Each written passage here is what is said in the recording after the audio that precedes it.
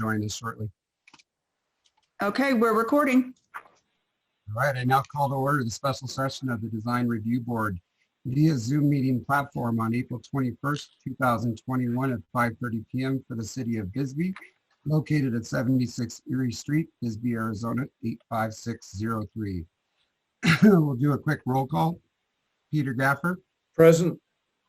Stephen Green. Present. Yvette is excused. Scott Perfect. Present. Linda Santianas. Present. Ben Lepley. Sean Young, present. Frank Davis, hopefully he'll join us soon, and Nina Williams and Mr. Ward. Present. All right. The staff would like to inform all applicants, one, that all applications on the DRB agenda will require a building permit or a sign permit. Two, that the Design Review Board approval does not necessarily reflect the views and policies of the State Historic Preservation Office, which controls, impact, and tax status of designated contributing historic properties. Please review SHPO's policies. If necessary, contact them directly before making any exterior changes to your property. At this time, we'll move to a call to the public. Do we have any calls to the public this evening? Nope. All right. We have no old business on the agenda, so we'll move directly into new business. Agenda item 1, to review and discuss regarding the revision of the Design Review Board updated guidelines. I think basically what I'll do is I'll call on each board member individually to present any edits, revisions, and possible additions. Just keep in mind as we're going through this process, allows each member to speak, and after that member has spoken, brought up their edits, revisions, and possible suggestions, then let's have the board comment on that. But please give each member a time to speak and get their full thought and sentence out. All right, this time it's open to the board. So, Mr. Gaffer, would you like to start us off? Well, that's very nice of you. Number one, I want to compliment Niner on and all of the other authors, because I thought that the chapter 4 was very much improved. There was a lot of good stuff in there. I only found a couple of, I went through with my old copy, and I only found a couple of minor things which were more stylistic. On page 13, I think after item 6, which is elevations of the building project, I don't know if you can find that's in section A, the A starts the previous page. Then under it, there's A, B, C, D for the various things for photographs. I think that needs to be 7 and a heading, photographs, and then the A, B, C, D. Does that make sense, Nina? Okay, I lost you. You said on page 13. Page 13, there's a section about the requirements, and it begins on page 12A, and then 1, 2, 3, 4. We get to 6, and then after 6, there is a series of A, B, C, D, which refer to various photographs. I think there should be just a heading before that starts, which would be item 7, photographs, and then A, B. That's all. Okay, Just I got you. I got you now. There was another, forget it. There was another minor thing which I can gloss over. No, I think my only real comment of any substance was the fact that having gone through chapter 4, which I said I thought it was very good. In the new chapter 4, there is, and I don't have it in front of me, I'm working off my own copy, but there is a section on placement of cables and wires, and that is referring to the multifamily and non-residential design standards. I think that should also go in the chapter 3, that same language to say, I don't have benefit of it in front of me because I didn't print it out Okay, so you want it to be in chapter 3 also? As well, yeah. This opened it for discussion. I know it's a challenge in Bisbee because, and someone putting in new windows is not going to turn around and bury all their utilities. But if we could put some language in that would essentially say that, am I still on? Yeah. Oh, I'm sorry. I kind of blocked myself out. Okay. That particularly for new construction, just as it is, in other places throughout the country where there's new construction, I think we should put language in that wherever possible, the placement of cables should be buried. Okay. If that's doable, and if the rest of the board agree, that was my only substantive thing. Addition. We got so much rock. Yeah. We have so much rock in the district. It's pretty hard to dig most places. Yeah, and I know it is, Joe. And you know that I have managed to do it, so that's why I sort of preach. But I realized that I was lucky because I had dirt rather than rock to go through. But it does make a huge difference to the appearance of properties. Right. Is that something that APS would be involved in? Yeah, APS was I had very good cooperation from APS. They were surprised because they hadn't had many requests for a underground feed. But I think the end result was worth a little bit of effort. And frankly, it wasn't a lot of effort because I did have decent dirt to pull through. Should we possibly put the language as when possible? Yes. Yeah, that's fair enough.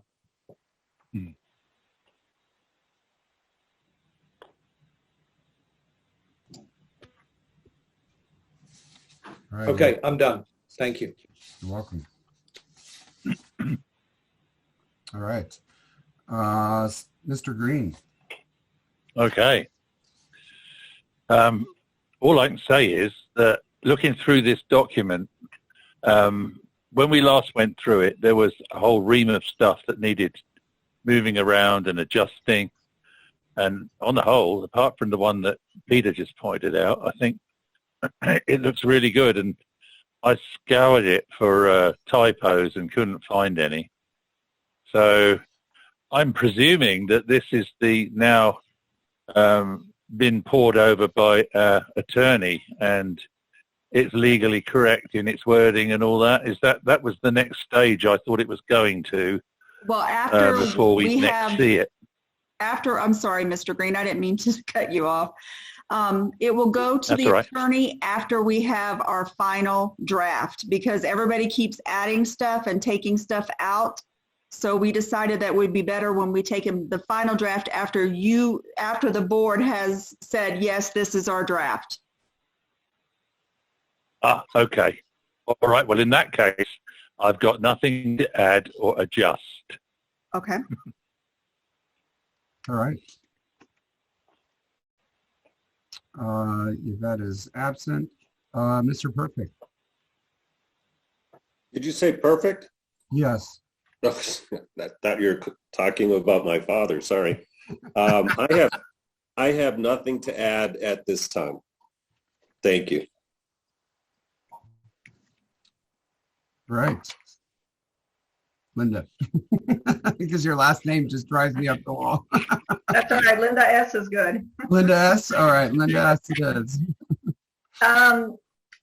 Let's see. I'm looking at the first page. Let's see. Page 2. And Sean, you just said Sean Young. So I don't know if you've got to change that. And then chair, and then, Ben Lepley's shown as chair, and then the co-chair. So that's on that page. My comments are mostly the notes I took from everybody else having input. So I'll go through these, and then you can either pitch them or look into them. So I'll let you guys decide on that. I am on page 13. Let's see. I move this around. Oh, I know that Yvette had wanted, on page 3, she wanted architectural features where it says chapter 3. A through J, she wanted that alphabetized, but I don't know. I mean, it doesn't matter to me. I'd rather, there's so few of them that the pages make more sense in that case, but that's up to you guys. Okay.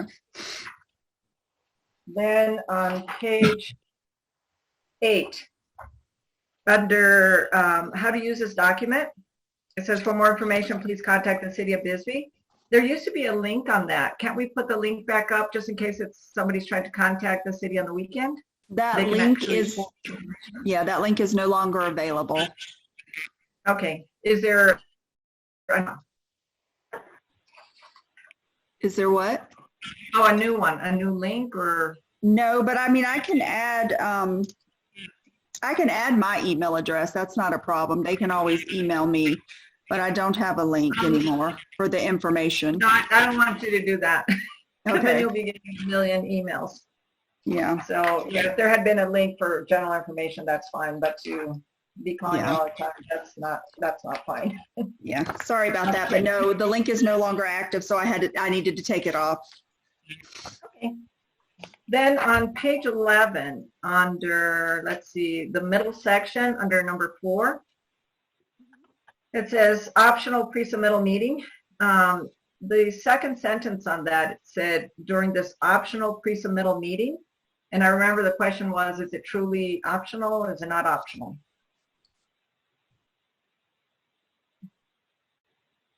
Because if nobody remembers, then I guess optional is fine. Well, I think what it was is the majority of the applications don't really need to go through the liaison. I mean, I pull them in, I get them in, and I make sure everything's there before I let them pay and everything. So I think it's optional if they want to meet with somebody to go over what they're putting in. Okay, great. Then on page 13, under C, demolition of movement of historic buildings, the first line says the design review board must review all demolition applications. And I know that somebody had asked for legal assistance on that, whether it should be called all or, so that would be the only thing on that. And then below it, it says no permit shall be issued by the building official, but we are, I don't know, that's because we are doing the administrative approvals now, so I don't know if that's part of that. It's not. Yeah. Because it says until it has been granted approval by the design review board. Yeah.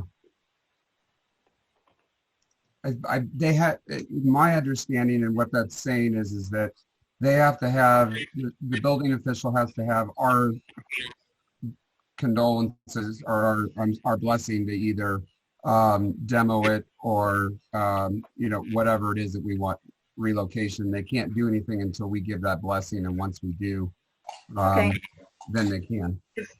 Yeah, all I'm bringing up is things that I heard everybody else bring up because I think I was good at mine. And then somewhere in this area is where they were talking about the murals, the 7.8, page 41, 42 from the zoning code. It was 7.8 items 1, 2, 3, and 4. So I'm assuming that's what Nina, you said you had inputted. Yes, I just took it straight out of what we have right now because it was not in there to begin with. It had not had all of it in there, I should say. There was just parts of it in there. So I included the whole section of the murals. Okay, great. On page 14, middle section, item number 4, applicants post signs along street frontage of property 15 days prior to hearing. Somebody had said something about also writing on property, but then the next thing that we discussed at another meeting was that if it's required, because some applications do not require it. So maybe it's required after signs. Well, technically, the applicant doesn't post that. I make the thing up, and then Joe goes and posts it for me. So maybe we could change that a little bit, where the sign will be posted on the property 15 days prior to a hearing. Perfect. Okay, that's clear. Then somewhere in here, I had a question mark in that same area that said, maybe it's number 2, staff reviews application for completeness within 5 days of submittal, it says 9 that you add timelines. Yes, I did. I did add the timelines.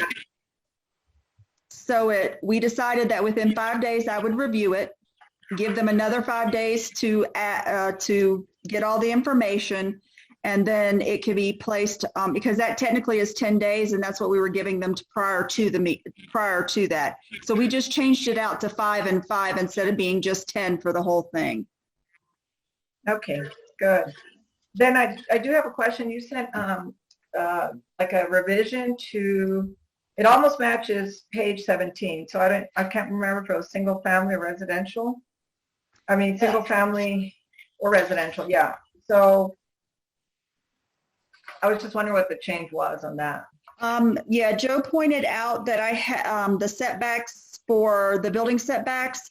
I didn't have that correct in there, so I went back to the code, and I did not have the new code that was just adopted to put the setbacks for reconstruction may be determined by previous building footprints in cases of fire or demolition.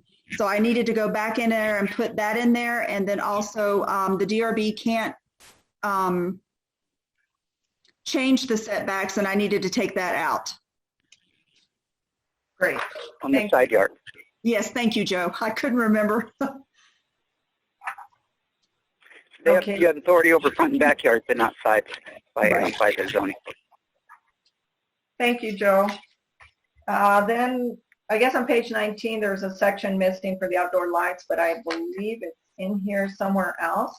The only question I have on the outdoor lights, and I'm not sure if it says this because I really didn't read into it, was if we are placing anything in there from the dark skies ordinance. Let me see. I'm getting to that page. I'm sorry. Let me see where it is. I'll find it. It's on page 22. Thank you.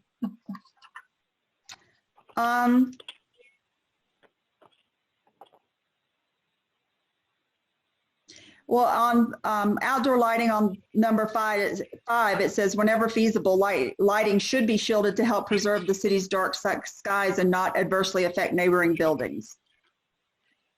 Okay, is that feasible or it should be taken into account? That's up to you all. It is code. So I open that up that they be shielded. Okay, so let's take out feasible then. And we'll just start the sentence with lighting should be shielded to help preserve. We'll just take out the first 2 words. Okay, great. Perfect. 23, where the, it looks like it says undesirable slider window. Obviously the horizontal ones, side to side aren't. I thought the double hungs or single hungs were okay. That's what it looks like to me, unless it's supposed to be an aluminum one or, I mean, how do we know this versus a mid-century modern? Or how do they know?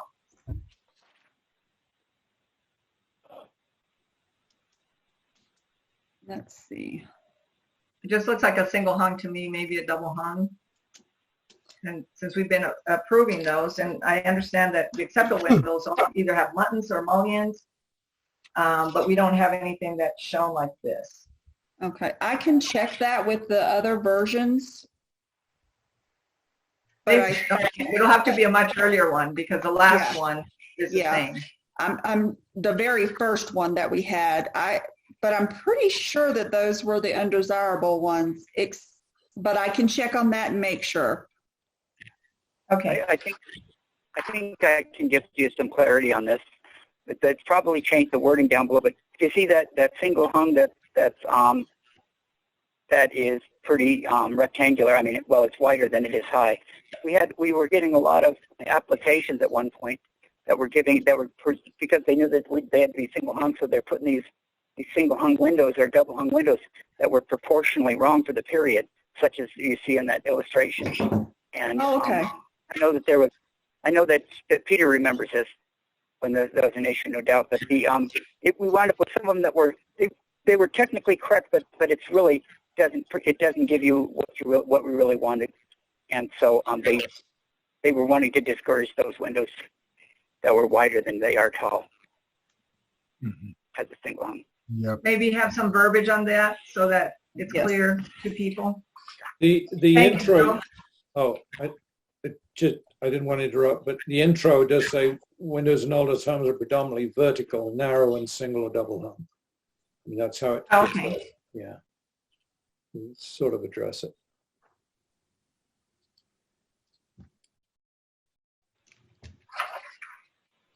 I don't know if just under the diagram in parentheses, maybe you can write a little something. Yeah, I will. Because it's confusing. It's like yes and no. But if it doesn't say it's wider than it is taller. Right. Okay. Mhm. Now I have a question. This is just a question on page 25 under 3 brick siding. It says for commercial simulated used brick is unacceptable as a replacement material when trying to match old brickwork. I mean, if you find something in another building that's close by or on the other side, wouldn't it make more sense to use that, or is it deteriorated to the point that you wouldn't want to do that? Because it would look the same versus bringing something in that's not the same. Joe, do you have thoughts on that? Because I don't know too much about the brick. Would you say that again for me, Linda? Sure. So when a building needs to have a few bricks replaced, it says that using or replacing them with used product is not acceptable. So the question is, if you have some used product on the other side of the building that you can place there, and then maybe conceal the new one somewhere else, shouldn't you be able to? Shouldn't that be up to the discretion, maybe of the design reviewer, or of you, because you're the one who's going to approve it?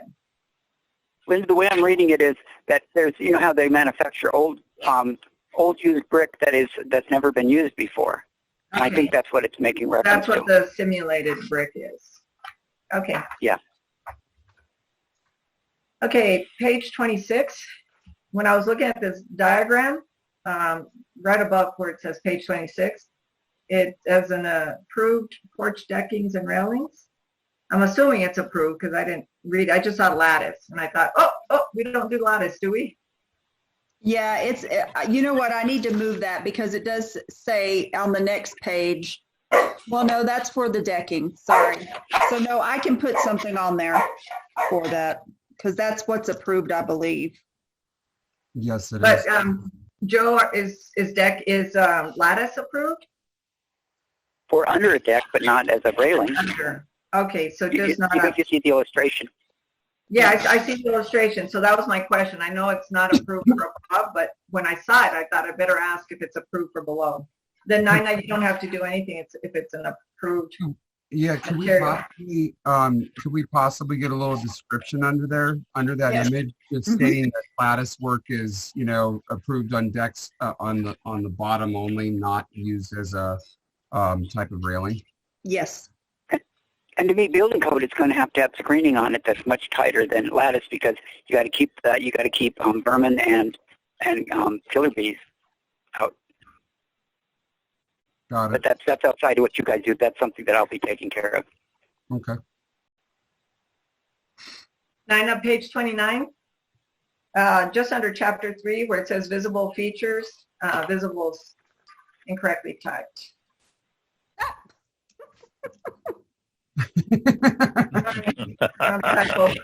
Now that is my family trait, our family trait.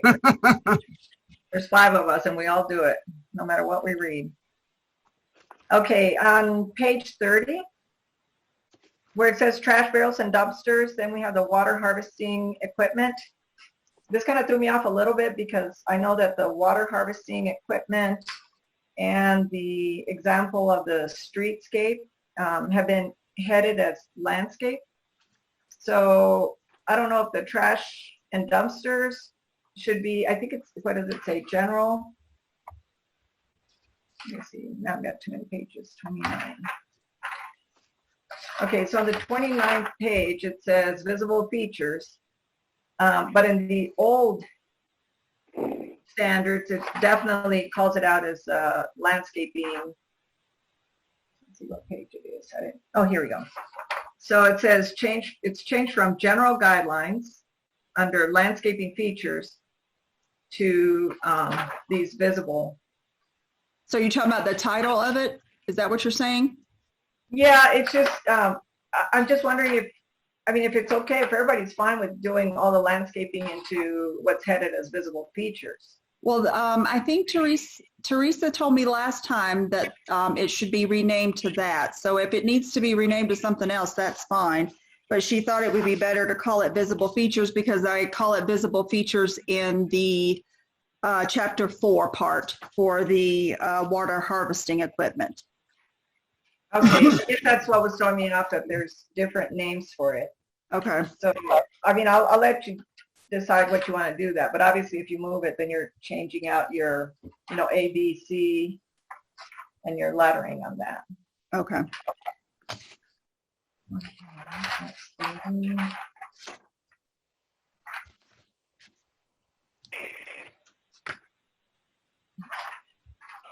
Find a lot of sheets here. Okay, so under page 33, under public art, there's Yes. an A of public art, and then there's a B that's murals, and Yes. then there's an A, it says 4 guidelines, and then there's an A, it's grammatically, I guess, incorrect. So Well, I'm not sure. That's how it is in the code. That's how it's listed when you go into the code. We called murals B part of public art, but when you start the code, A is location of that code. So I can just have it at node A on there. I can just take out the A and just put location and make that a header of that topic. Okay, if you do that location, then on 35, design and material would have to have the B taken out. Yes, I will Okay. do that. I was going to say either that or where it says guidelines, you can just make that darker. But Okay. then you can start A and B. Yeah, I But would be, Up to you. I would be more than fine with where it says 4 guidelines, just getting rid of A location and moving that up. It makes more sense when you're looking at it as a reader, I think. Okay. And then where it says public art A on page 33, it says Amen. public art murals and monuments. Do we still want to keep the murals? Because then we talk about murals later on, specifically murals. Well, it's telling them that they need to complete an application. I think that's what it's telling For them. all of them. For all Okay, of them. so plural, and then you break Yeah. it up into sections, and that's fine. Okay. So let's see. So the murals portion, was that brand new? That's the one that we just talked about where it comes from the zoning? Okay. Yes. Yes. Okay. Yes. Sorry. So we'll move on. Sorry, I know I'm going fast here. No, but that's I know okay. Pages, so I don't want to bore everybody. On page 35, in the middle section, where you have the little diagram. I know the diagram got small. Just Oh, yeah, I because see of it. how it's done. But the question is that vertical look. It's line. supposed to be it's supposed to be in the sentence. The diagram just went over too far, up too far, so I'll change that. Okay. Then let's see. Hopefully that's it.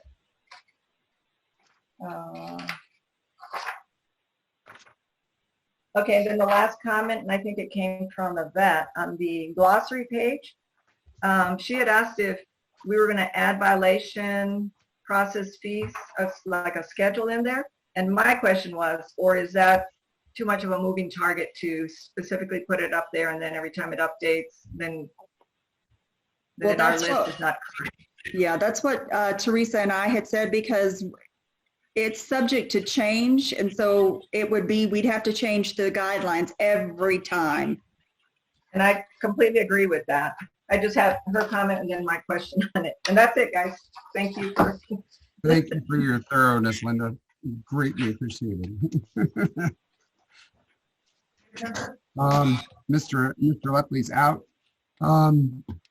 Linda, you nailed several of the things I had, so I am good. With that said, Joe, do you have any further comments for us in completing this and getting this revision done?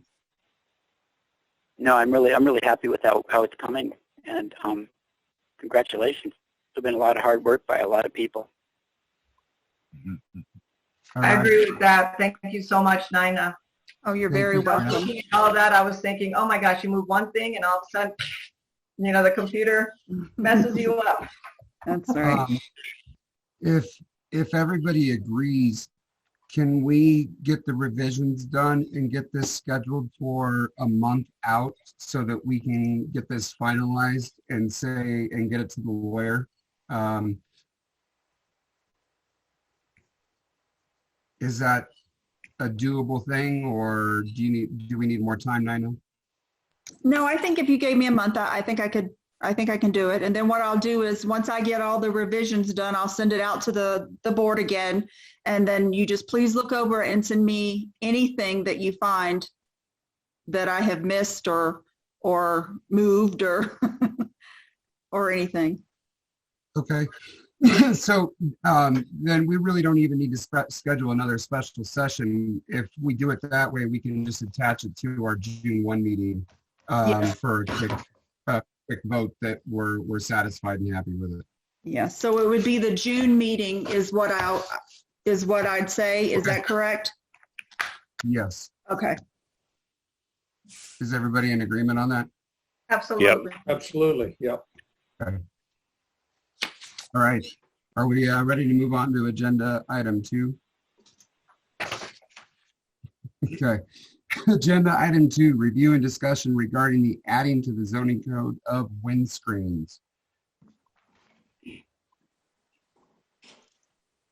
Mr. Gaffer, thank you very much for putting this together and editing the language. I guess right now I'll just open it up to the board for any comments and revisions on it. I have a couple, but I would be more than happy to let the other members of the board go first, so we can get a finalized draft of this and then get it to planning and zoning. Once we get it to planning and zoning, they'll send it back to us with their red lines, what we can and cannot do. And then we'll be able to, at that point, we'll be able to make our revisions again, and it'll go back to planning and zoning for approval, and then to mayor and council from there. So we've got a little bit more of a process to go on it, but I open it up to anybody that has some comments. Stephen Green. First comment is, we're talking about windscreens. Should we not be talking about screens? Because a windscreen looks very much like a visual screen, and it may not stop the wind, but might look exactly the same. And then we're like, well, it's not a windscreen, it's a sunscreen. And so the rules don't apply. So I think we should be careful using the word windscreen, if that's what we really want to do. Stephen, do you think we should put in a definition? Well, are we talking about windscreens or screens? We're talking about screens that people put up for ball games, so that right. And the one across from you, which was what set this all off.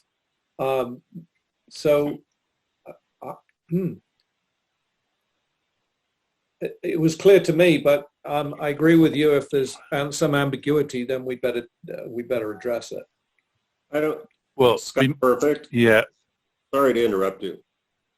I think by using the word wind screens, I think that's limiting to just one type of screen, where someone might be able to find a visual screen or a privacy screen and say, hey, it's not a windscreen, and be able to use that or fight with that. Got it. That's exactly my point, yes. So should we define screens and include all the other ones? Hey, Mr. Ward. I've been taught off of the get-go from a number of people who are good, planners and such, that you wind up with clumsy wording, clumsy information in our zoning code and such, that if you're trying to change code to match one specific item, that you'll find out that people, by the way you word it, you're going to have end runs around and such. It's really difficult to do when you're dealing with one specific thing. And broaden the scope probably would be good, but it's hard. It's a hard thing to try to ban one specific thing.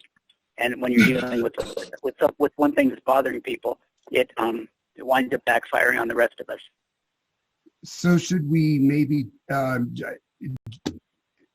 broaden it in the definition of screens? A limited word that has it could be a windscreen, it could be sunscreen, it could be, if it's just a generalized term, screens. Do you think we're better off? Probably better. Stephen Green coming in again. Why not say screens that obscure visibility, and then it might be there to stop the wind, but it still stops visibility, and that's the big issue in the particular case that we've been looking at. So, screens that obscure visibility within the historic district. How's about that? I mean, that's pretty broad, isn't it? Visibility of public areas, not private areas, maybe? Or visibility of public and private areas? I don't want you looking in my windows, John. That's what I mean. I got you, Joe.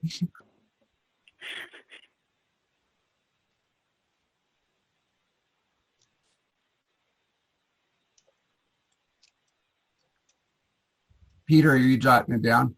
I'm struggling with it. I'm trying to make notes. Yes. Let me give it some thought. Ben might have some good input on this. Yeah. So, so it's the consensus that we need to make this very broad to address something other than typical fences or walls or whatever. That a device which is specifically set up to screen the visibility from a public space into a private space. And we don't care whether it's so that you can play tennis or you just want to sunbathe in the nude. Is that the consensus here? I think so. Okay. Yeah. Stephen Green again. The point I was trying to make is if we use the word windscreen and somebody says, oh no, it's not a windscreen, it's a sunscreen and it's 20 foot high, it's not covered by the rule. And then we're the snookered, there's nothing we can do about it. Okay. I think I'm understanding your point entirely now, Stephen. So let me play around with it and okay, good. Isn't the point that you're trying to cover that you're screening the public view of a landmark in the historic district? Yes.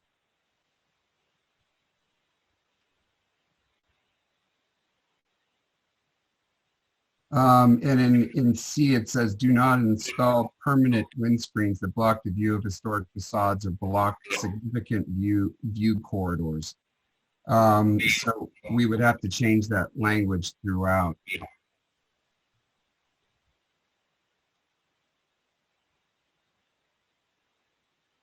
And we just definitely agree that we do need to put in there historic landmarks, because that is in the zoning code too. It does refer to historic landmarks when it, it does state you do not, and even in our DRB guidelines.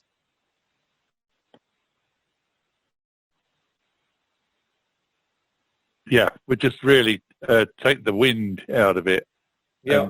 Just talk about anything that screens the viewpoints that existed historically. Tell you what, let me take another crack at it, and maybe we'll put it on the agenda for the regular meeting? Sure. Okay. Is that good? I've got two comments also, or just Please. considerations. After reading it, when the opening language that we have, the purpose is to provide an opportunity for recreational courts as accessory uses in residential and or commercial historic districts. Right. I'm wondering if we shouldn't change that to residential, commercial, and or public use buildings in the historic districts. Yeah. I think we need to be a little bit more definitive in that area, because this is an area, once again, it's only in the historic district that we can do this, but it also needs to be defined what buildings can and cannot be do. That's part of the conundrum that we've faced with the debacle that we've had for the last year. Could you just say that slowly and let me make a note, and I will pull that down from the there.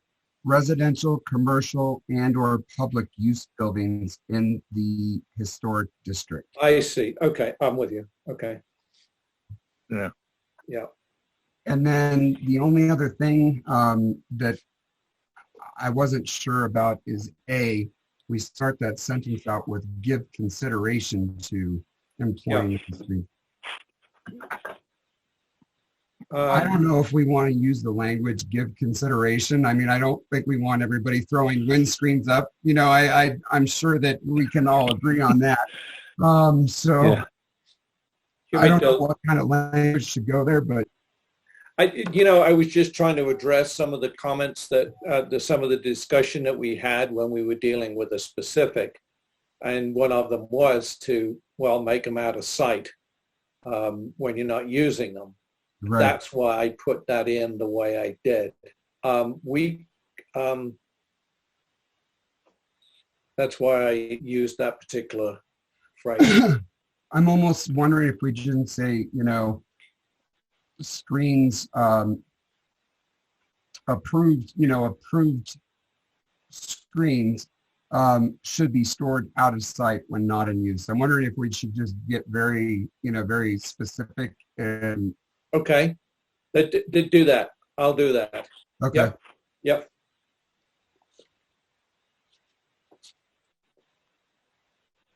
Those are my only two comments. Okay, thank you. Thank you. All right. Anybody else? Nina? No, can we get this? Peter's going to do some revisions, and can we get it on our May agenda? Yeah. Then I would need it no later than Monday by 2:00. Okie doke. Okay. Deal. Okay, Monday 2. I got cut off for a few minutes. Sorry, Linda. I logged back in, but I still have the same issue with the landscaping and covering up any kind of windscreen for security purposes. Actually, I have a problem with all of it because I'm not sure. I mean, this sounds like a zoning thing. Maybe Frank can about that. I just missed out. I don't know if anybody talked about it earlier. I'm wondering, this is just, I'm speaking kind of out loud. I don't know how this is going to go once it goes before planning and zoning, but I'm wondering if whatever version we finally agree on and we send to planning and zoning, they're going to redline it as to what can and cannot be done according to the zoning code. And they're going to send it back to us for another revision. So I'm wondering if we present, point where we present it, send it off to planning and zoning and see what happens when it comes back to us. I guess I'm just kind of trying to figure out what was it exactly that planning and zoning requested from us from the last meeting. This isn't something, that's the next agenda item. We're on the windscreens currently. Yeah, I know. I thought that's where you said that planning and zoning was looking for help from us on that. No, that's the next agenda item 3. I guess maybe I wasn't around when all this started. Can you explain a little bit more what this is all about? I'm just trying to figure out if it's a reaction from what happened with Cynthia Conroy, or if it's, I don't know if there's other sports facilities or the other, what's happening. So upon a lot of us investigate, when this all started with the Cynthia Conroy project with the windscreens, what that caused within the community was a lot of complaining and so forth. This got brought to the DRB. The DRB has seen it through on the application side now. And in that process, we're working on making an amendment to the zoning code so that these types of things are allowed, but they also don't block significant historic landmarks. If you go around to the public buildings in Bisbee currently, there are, if you would like to call them windscreens, they are up, but they are installed in a manner which they don't block a historic landmark, etc. So what the goal of this is for us to get a zoning code and into the DRB guidelines, a code that we can actually make decisions on if an application does have windscreens for events. Currently, we don't have a lot of groundwork or a lot of ground to stand on. That's one of the obvious things. So we're trying to get something put together so that we do. Can I give you guys a little history? Sure. You know, the Vogue had applied to the city of Bisbee to place these windscreens in the city park up there off Pace Avenue. If the way I remember at least.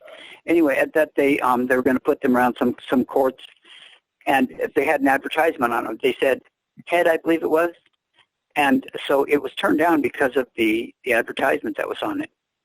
So the next thing that the city knows is it's put up on St. Pat's, and it's kind of a well, we took it as a, you know, there you go. You didn't like it, you wouldn't let us put it there, so we put it here.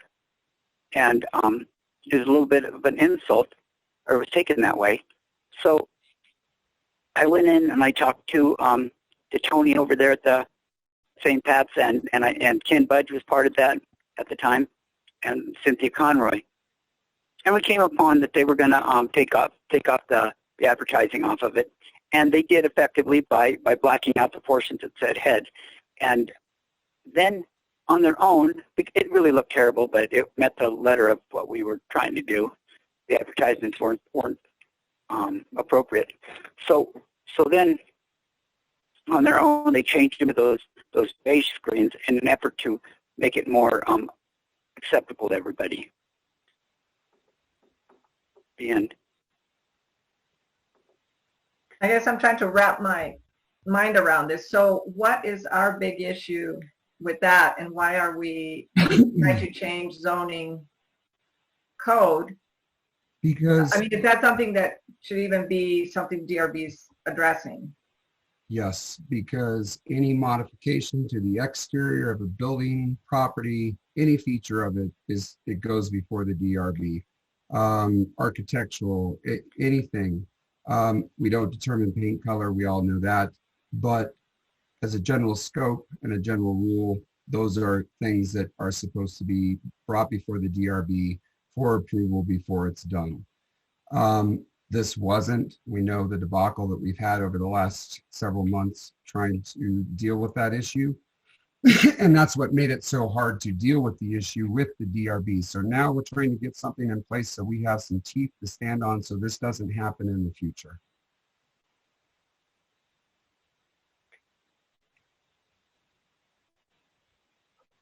So Peter, are you the one who submitted this?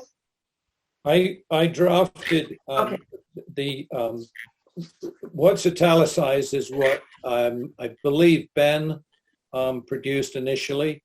We debated at the meeting, and then I volunteered to reorganize the language a little bit and to try and address what people were saying. And this is so what the non-italicized text is the second iteration. And then my idea now would be to give the Niner before it's 2 o'clock on Monday, a revised version, and then we can discuss that at the next meeting, which will be in beginning May. So Nina, if this is going in for revision, I'm hoping that that you can place it in the code exactly what it's going to look like, because Yes. right now, you know, there's no 4.3 or whatever the number is. Right. I mean, if you're that far, I guess I would like to gotten that far. Yeah, because if we're just adding to it, then it's going to just be underneath that. But if we're changing anything that already exists in there, because it talks about fencing, then that would be a different issue. So that Yeah. I would like to see it done that way. Yes, I can do that. I'll put that, when he gives me the revisions, I will put it into the, I'll make the code up, and then it'll just be inserted as one of those things. Okay. All right, anybody else? All right, moving on to agenda 3. Discussion regarding RV parking in the historic district. We've got Frank Davis with us, Joe Ward. Just real quick, I want to open up this. I want to open this as the board. And I believe out of our last meeting when this was brought before us, clearly this, enforcement of parking and so forth is not our jurisdiction. Code enforcement, that's code enforcement, law enforcement, planning and zoning, council and mayor. That is their roles within the city, and that's their part of it. So I'd like to stay out of the weeds tonight in that type of conversation. But as a board, we do need to send a response to planning and zoning based on the DRB guidelines and zoning laws, which apply to the historical district. This is what they are seeking from us. If anybody has done any research on the zoning code with this and the DRB guidelines, it is in there. And it is specifically in the DRB guidelines as well in the old version. You'll find it on page 26, I believe. I thought that the last meeting we had, Yvette clearly stated that it wasn't anything on a moving vehicle. Yvette is incorrect. Just so we all are aware, we do have purview of these types of things in the historic district. If you look at page 29 in the DRB guidelines, it simply says commercially pre-manufactured storage sheds or any enclosure that was not originally intended as a building, for example, trailers or vans, must be screened from public view by lattice work or other similar devices. Having said that, that means it is in our purview. It is in the DRB guidelines. The issue here is planning and zoning is looking for a response from us of how we want to see this handled. One, if you look at the zoning code, there's no permits for parking. Parking is not permitted on public streets for RVs, these big trailers, buses, so on and so forth within the historic district. The only place that you can is on a residential piece of property. And if it's on a residential piece of property, it has to be screened or in some type of apparatus out of public view. That's our codes. So from that, we now have to prepare some type of response to planning and zoning stating that very thing. Planning and zoning is looking for some advice from, they're in the advisory role to city council. That when this information, when they bring whatever they come up with to city council kind of wonder how because you guys are the experts for our local experts for the historic district, and you guys have an advisory role also, and they're going to want to know how you guys felt about this. It's advice and consent that they're asking for from you. I think that the movement, I'm sorry. No, go ahead, Joe. I think that the direction that they're headed, and this is my opinion, is to get these RVs as a general term includes motor homes and trailers and so on, to get them out of sight when they're on private property, and if they're going to park them on public property, well, I think it's inappropriate in the historic district. You've seen some of those pictures and such. I think it's probably inappropriate to leave them there more than probably 48 hours. But if you guys could give us some direction on that too. But it's just a matter of like it says in the beginning in the intent of the design review board process. It says in C, it says enhance the visual characteristics of the district, and that's really what we're looking for here. There's been a lot of public complaints about RVs in general. That doesn't include any one specific trailer, RV or whatever. There's been a lot of them over the years, and there's nothing we can do about it up to now. We want to get something specific. Is Scott perfect? Is there a code right now or an ordinance that the city of Bisbee has regarding any kind of RV parking? Yes, if you look at 12.3.5, no vehicle shall be parked upon any street, public parking area, or public right-of-way located within the corporation limits of the city for a continuous period of time in excess of 48 hours. No vehicle shall be parked within any intersection of the city streets. No vehicle shall be parked so as to obstruct any private driveway. Now, and so I'm hearing that what I'm hearing is that it's all on public right-of-ways and not private property. Is that correct? Yes, other than what's in your design standards for the Bisbee Historic District. Yeah, and if you look at the packet that was enclosed in the agenda, we have RVs, we have a couple RVs or motorhomes, whatever you want to call them, that are parked in front of people's houses. There's some specific pictures in there that I saw that was included in this packet. And once again, that goes back to the Drb guidelines that, yeah, you're allowed to park them, but they got to be on private property. So that's simply what we just have to give some feedback in response of what the board would like to see. We've got an opportunity to make sure that the historical characteristics of the town are upheld, and we've got an opportunity to, contribute to another board and them making a decision. And, just as we will depend on them sometimes to help us in direction, I think that's something that we need to honor back. Perfect again. I've sat on a HOA board before, and it has a lot of strict guidelines as far as storage of recreational vehicles. Now the bylaws for HOAs are pretty restrictive in the state of Arizona, and they have a lot of leverage that they could put against the homeowners.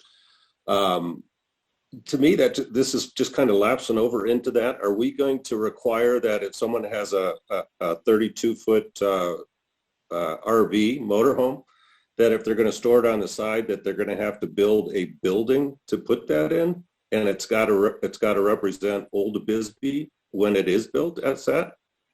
That is correct, and that is already in the Drb guidelines. It's already there.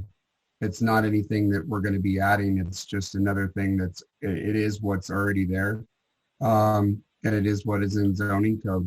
So once again, this goes down to an enforcement issue. That's not for us to do.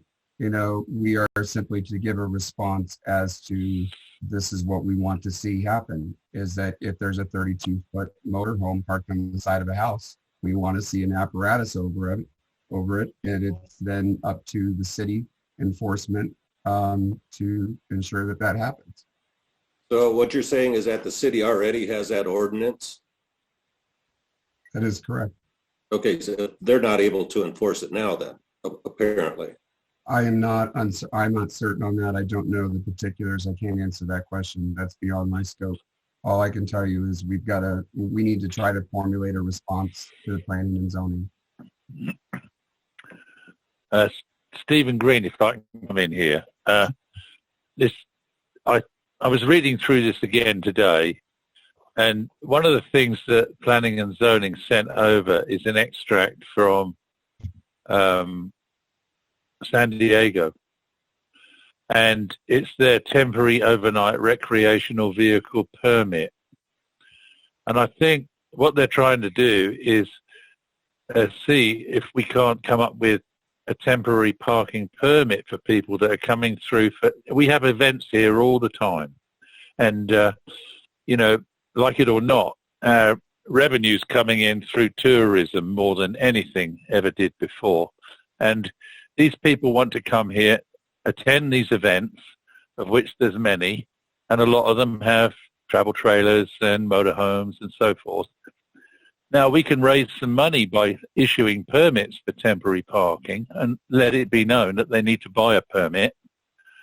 And, of course, then they can park somewhere legally instead of they're doing now illegally. And I think that's something that we should think about. Mr. Davis? There's already in the code that says they can only park there for 48 hours. And my whole point with this thing is that needs to be enforced. We haven't got to do parking permits or anything like that. That's nothing that the DRB needs to do.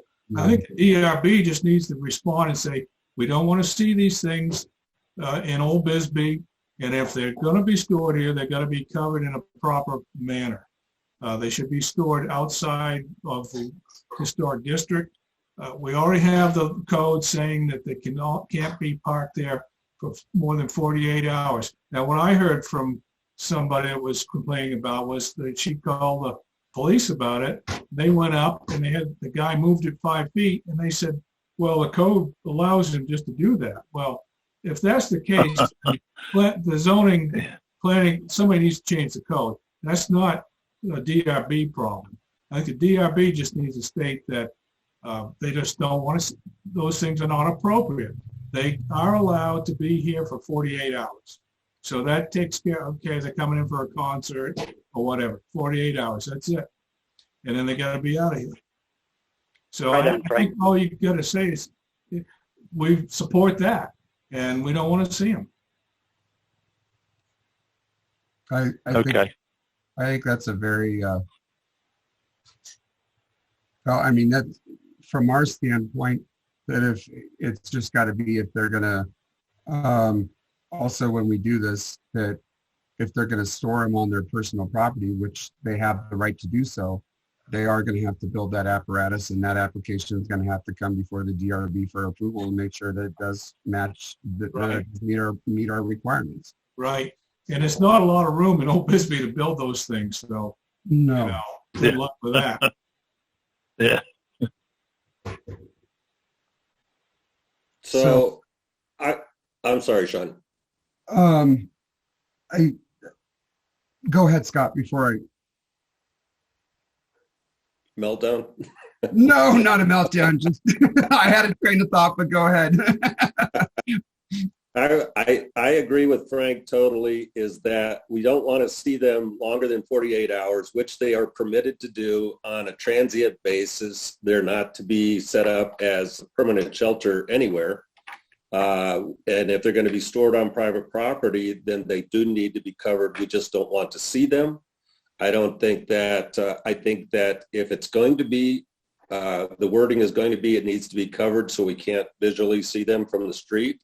That does throw it back into our court, and then whatever shelter is going to be placed over that, we have purview over. But we just don't want to see the RVs, period. And I think we ought to just do it with a very simple sentence such as that, give it back to planning and zoning, and stop wasting a lot of time on this. Yeah. I don't think it's the majority of this problem is in our court. No, and what I was going to say is I just want to do a quick response and write it up and have Nina send it out to everybody for our next agenda or our next meeting, just for a quick approval, just stating we do not want to see the RVs in the historic district of Old Bisbee. I don't even want to bring up 48 hours or anything like that. If we've got an opportunity for planning and zoning to make a difference here and make a change, this is something that, we could prevent and help them prevent in the future. Because I don't think any one of us wants to drive down the streets of Bisbee and have 15 RVs lined up. You know what I mean? So if we take the position that we don't want to see the RVs on the streets of Old Bisbee, and that if it's parked on residential property, it's got to be covered in the appropriate structure. Right. Something as simple as that, Sean. I think that's great.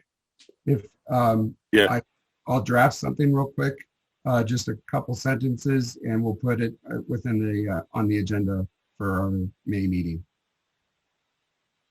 And so you'll need that by Monday at 2 p.m. Nina? Yes, I will need that by then. Okay. All right. Moving along. Staff comments. Nina, do you have anything? Well, the only thing I was going to say is, Shauna and Frank, I sent you the minutes from the last DRB meeting on April 7th. If in your email, if you could review those and let me know if there's any changes. And also, if anybody on the board knows who the two were that did the nay on the 921 Tombstone Canyon, because I could not make that out. It was a 4-2 vote, and I couldn't make that out. I believe Linda was one, and I cannot recall the other one, and I don't know where she went. She just popped out. I was hoping she would. Oh, here she is. She's coming back. Okay. There she is. Hey, Linda. Yes. Do you recall on the last meeting that we had 2 nay votes on the application 20-24 921 Tombstone? Was one of them you? I thought it was, but I wasn't. What was the address? 921 Tombstone Canyon. Oh, maybe explain what it was, and then I can tell you. It was the chain link fence on the property at 921 Tombstone Canyon, which is in the middle of ADOT property. And I made the motion to table for 30 days. Oh, we didn't answer. A lot of us did not answer. So I did not have a nay. I thought Frank should have been able to address that as an administrative. So I didn't vote on that. I think you were nay, and was it Ben? No, I was. You weren't a nay? No, I think you tabled it, didn't you? I tabled it for 30 days, and we had 2 nays on the vote to table. Oh, that wasn't me. Okay. Well, we'll just leave it as 4-2, and I don't know who it is. Maybe Yvette was the other. Maybe Yvette was a nay. Yeah. I'll find out. I got your email. That I'm working on it. Okay. All right. Future agenda items and suggestions. All right. Do I have a motion to, I accept a motion to adjourn the meeting for tonight.